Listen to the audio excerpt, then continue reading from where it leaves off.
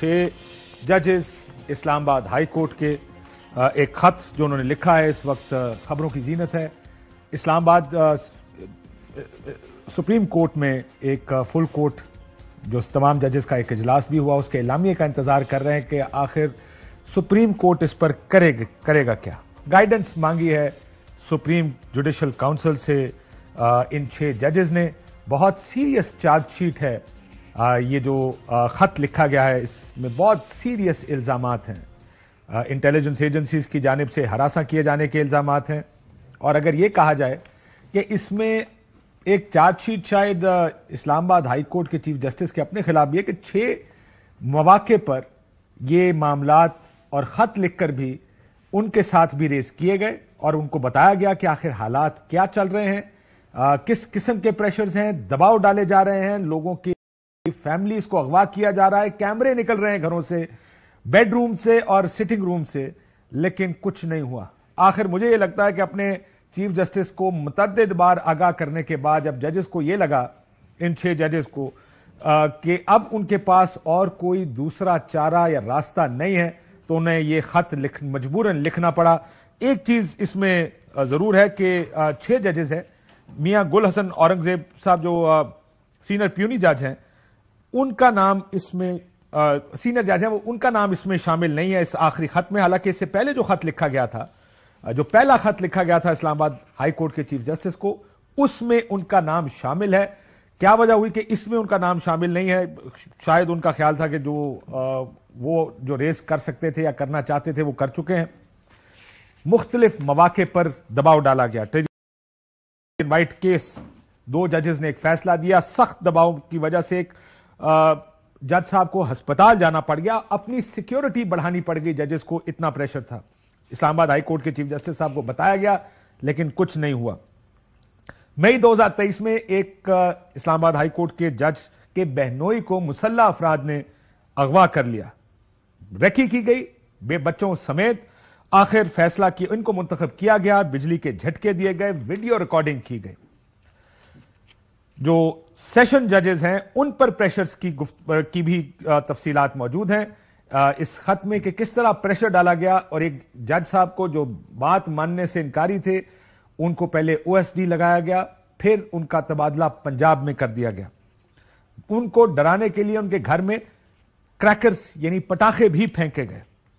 चाय के कमरे में तमाम जजेस की मौजूदगी में इस पर तबादला ख्याल हुआ और इस्लामाबाद हाई कोर्ट के जो मुआयना जज थे उन्होंने भी इस पर बात की, लेकिन ये जो ट्रांसफर थी बगैर मर्जी के उन जजेस के की गई जिनका ये काम है।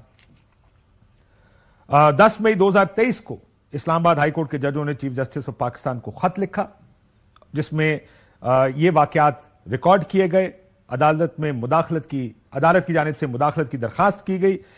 इस्लामाबाद हाई कोर्ट के जजों ने सुप्रीम कोर्ट की तवज्जो में लाना भी मुनासिब समझा। उस वक्त के चीफ जस्टिस से वक्त मांगा गया। 6 जजेस गए, चीफ जस्टिस खुद लाहौर में थे, एक जज मामूली सर्जरी से गुजर रहे थे, इस वजह से 6 जजेस ने मुलाकात की। जस्टिस एजाजुल एहसन भी थे, सीनियर प्यूनी जज काजी फैसल साहब जो अब चीफ जस्टिस ऑफ पाकिस्तान हैं, उनसे भी बात की गई।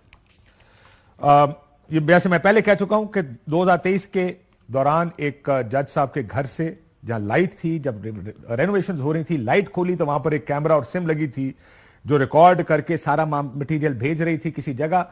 बेडरूम से भी इस तरह के कैमरे निकले। ये भी जज साहब की, चीफ जस्टिस साहब की नोटिस में लाया गया।